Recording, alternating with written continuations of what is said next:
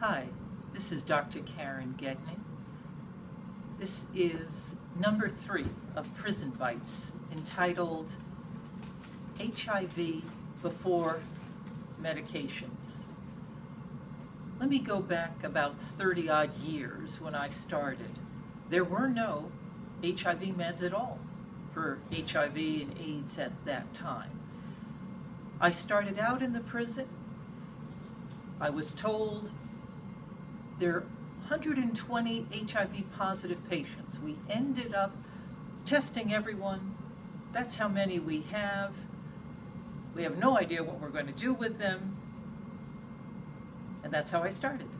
There, at that time, was a prison director who hired me, and about 2 weeks later, he left the prison, really never came back.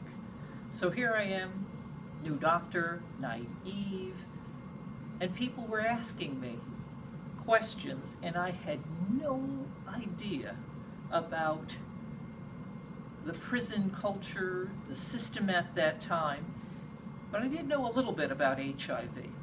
I knew that we had no medicines. I knew what I was told in the medical literature, how it was transmitted. I had seen a variety of people in my training who had had HIV as well as AIDS. And believe it or not, when I was a medical student, I actually pricked my finger with infected blood. And in those days, there wasn't even a test to find out if you were positive or not. So I always had in the back of my mind, could I have been positive? Mind you, I never checked. But years later, I found out, thankfully, that I had not converted, but I had thought about it. This particular little prison bite is done because I want to get you to understand some of the things from custody's perspective on HIV. Imagine the prison director asking me, "Hey, Dr. Gedney, let me ask you some questions."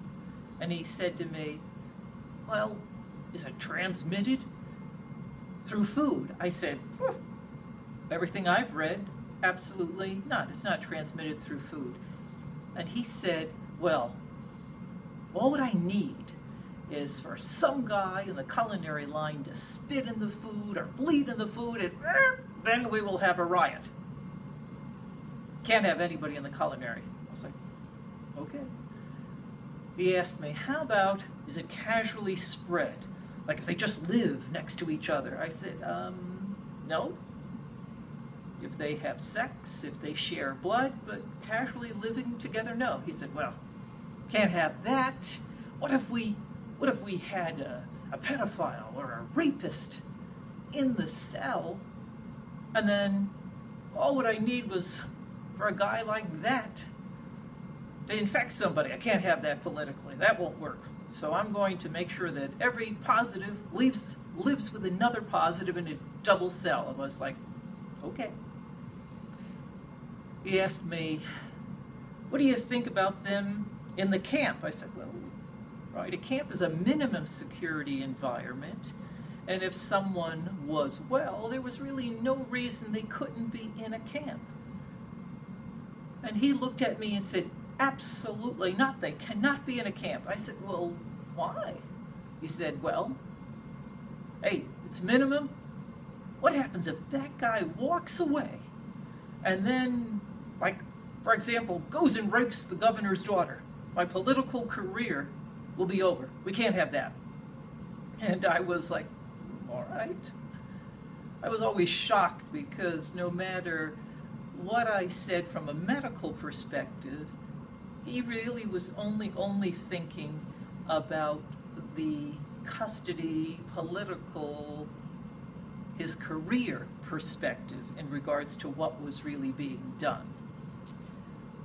I asked him, "Well, what do you think about some training for staff for the custody segment?"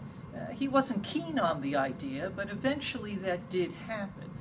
And I remember some of the first conversations that I had where I was trying to explain what was known about HIV and AIDS to custody. And I'll never forget, there was a custody officer in the back of the classroom, and he was obviously very angry.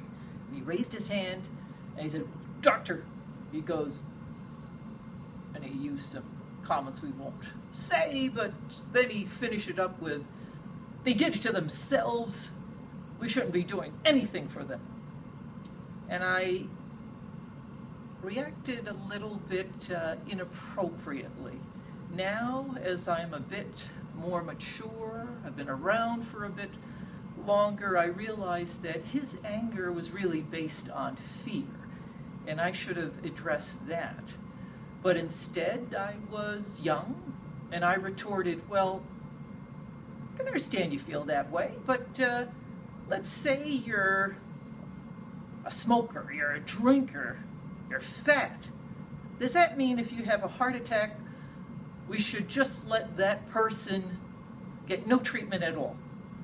I didn't make a lot of friends that day, because I will say in that class, the majority of custody officers at least did one of those three behaviors, whether it was smoking or drinking too much or eating too much. But when I explained to them the transmission, I didn't realize some of their concerns that I would have never thought about. They asked me, "Well, what if they throw urine and feces at me?"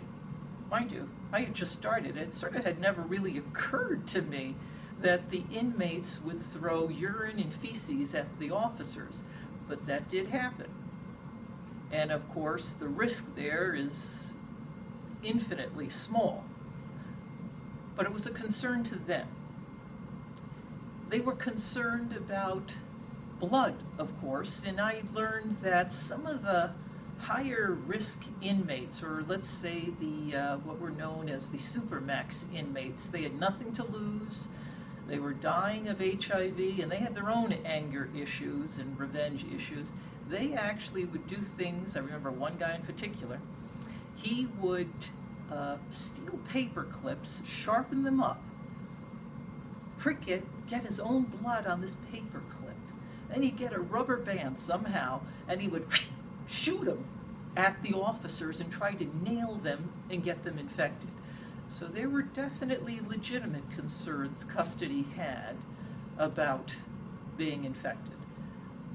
I must say, in all my years in the system, none of the staff that I ever knew was ever infected by HIV.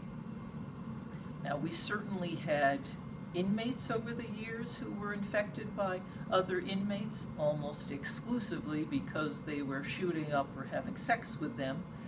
But I'm going to leave that to the next video.